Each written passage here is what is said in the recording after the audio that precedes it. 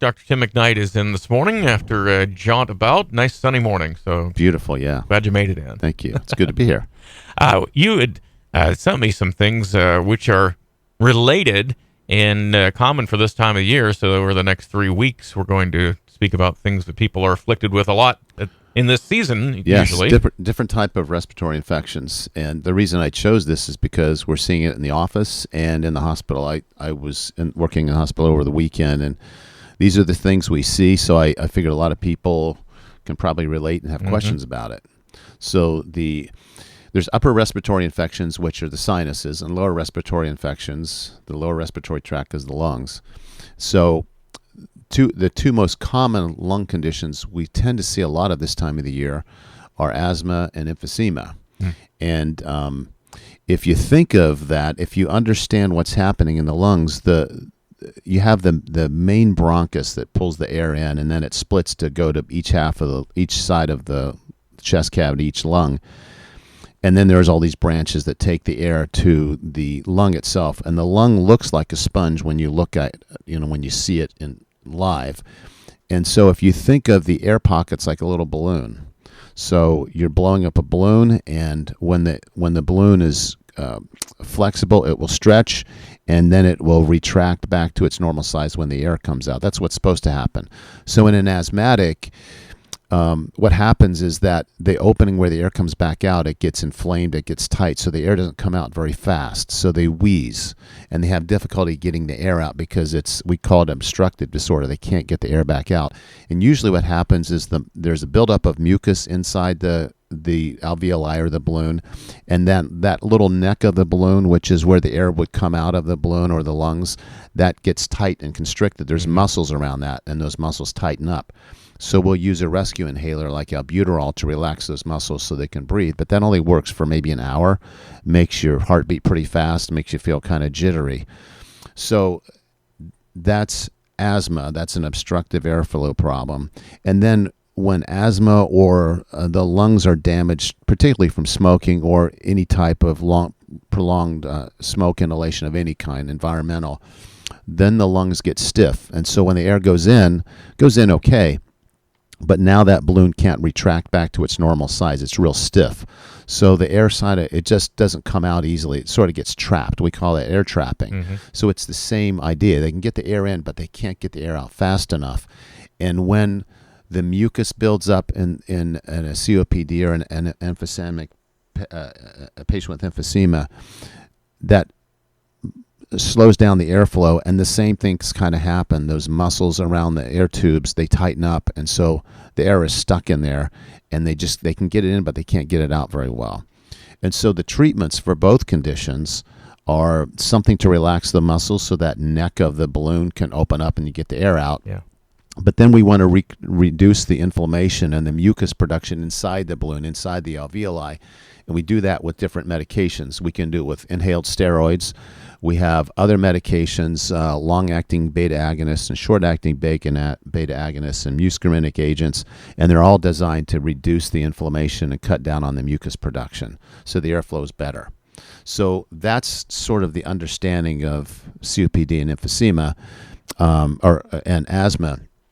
And so for some reason in the fall this is triggered, and we were talking before we started the discussion here that it seems to me, because we start seeing this in September, and you see this a lot when you wake up in the morning, it's foggy out, so it's a cool night on hot earth, and it creates the fog, but that extra moisture in the air tends to be a trigger for a lot of people, and we start seeing asthma and emphysema flare up in mid-September through October, and even this time of the year.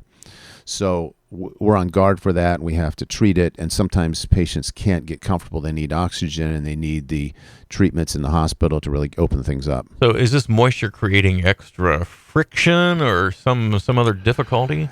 I'm not sure if it seems like something is stimulating the inflammatory process, just like when you get inflammation in your sinus cavities, you start getting a runny, stuffy nose. Same thing happens in the lungs. So there's a trigger.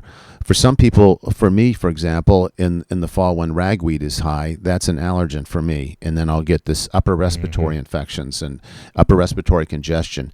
But some people get the same kind of thing in the lower respiratory tract. And what's interesting is in a smoker, the body is just, I love how it's been created and how it functions.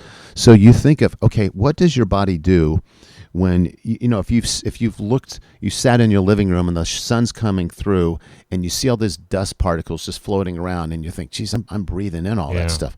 And you breathe in that kind of dust for a lifetime. Then you go out in pollution, you're breathing that in. You smoke a cigarette, you're breathing that in. How does the body get rid of that? Because that would just stick in the lining of your lung, inside those alveoli, and eventually plug things up. So you make mucus along the entire respiratory tract. Every balloon, every alveoli, every air tube is lined with mucus. Okay, so that traps it, that catches it. But now how do you get it out? Yeah. Well, if you look at it under a microscope, what you'll see in a living person is like a broom-like structure where it's like, we call it a brush border, and it's kind of brushing that mucus up to the top of the lungs. And so they'll get that feeling in your chest where you got to clear your chest, and you'll make that sound and you'll create that mucus and you either spit it out or swallow it. But that's how your body cleans that out, cleans out that dust and debris. But in a smoker, that brushy alveoli, that one-way broom motion becomes somewhat paralyzed, so it just shimmers. Now the mucus and the dust and debris and the dirt gets trapped in there, and that can be it's obviously detrimental, makes breathing difficult, and triggers the COPD, but it can also make you vulnerable to bacterial infections. So pneumonia can develop. So we often see people with emphysema who are having underlying pneumonia or look like they're going to develop one. So we often will give them antibiotics when they come in the hospital. But just so people understand, that's what's happening when you smoke. You're paralyzing the ability to clear that mucus out, and so it gets a lot harder. And then when people stop smoking, they're able the brush border is able to start working again, and they just start coughing up this black stuff. The tar and the nicotine and the other components of cigarettes that have been in those lungs, they start coming out, and eventually they can breathe better. But the problem is the lungs become scarred, and then you're still trapping that air, and that balloon that's supposed to stretch when air comes in and then retract really well, it doesn't retract. It doesn't go back down, so it's trapped. And when you see this in someone who has advanced emphysema, we call this the tripod position. So they'll lean forward and they'll kind of put their hands down on their chair and almost lift their body up because they're trying to expand every little unit of their lungs to get the air in. And they're struggling and they need everything they can get. So that's asthma and emphysema. We have good treatments. Obviously, you want to stop smoking. You want to avoid the triggers. Some people are allergic to pet dander, to dust mites. There's all kinds of things that can make an asthmatic have an attack. So we want to eliminate those things and get it controlled. So if you're someone who's using an inhaler, a rescue inhaler like albuterol 2 or 3 times a day, you don't have your asthma or emphysema controlled. No. Really 2 or 3 times a month. If that's all you're using, you're probably controlled. Otherwise, it's not controlled. You're going to have chronic inflammation and some scarring, and eventually an asthmatic child can become an adult with emphysema, and that's an irreversible process. As asthma, can it be acquired, or is this something you're born prone to? It can be. I think it's more of your predisposition, what your respiratory tract does when it sees allergens and things that it doesn't like, and how the inflammatory process works. So you see this a lot with people who have a lot of allergies. They tend to get more asthma because, again, the allergies happen in the upper respiratory tract, the sinuses. Same thing happens in the lower respiratory tract. Yeah. So, there are certain groups of people. We also see that people who have really issues with skin conditions, they develop a lot of rashes. Again, that's somebody whose immune system and inflammatory system is sort of overactive. And if you tend to get rashes easily, you also tend to be on that side where you get more sinus congestion and more lower respiratory inflammation. It's almost like an inner rash. It is, and I always believe these conditions start with the health of the gut, which we've talked about before. If the gut's not healthy, little proteins leak in through the intestinal tract, and the body panics. Well, I don't know what that is. We need an inflammatory response to get rid of it, and that inflammatory response is systemic. And now you've got the rashes, you've got the sinus issues, you've got the respiratory issues.